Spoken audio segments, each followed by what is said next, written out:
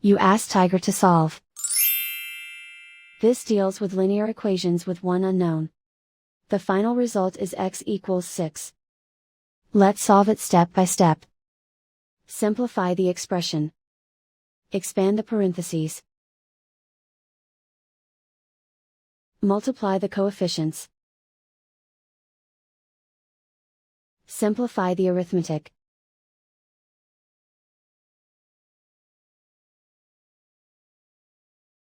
Group all constants on the right side of the equation. Add 10 to both sides.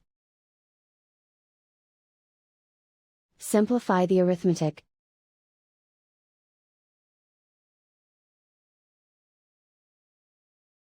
Isolate the x.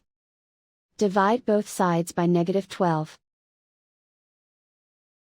Cancel out the negatives. Simplify the fraction. Cancel out the negatives. Find the greatest common factor of the numerator and denominator.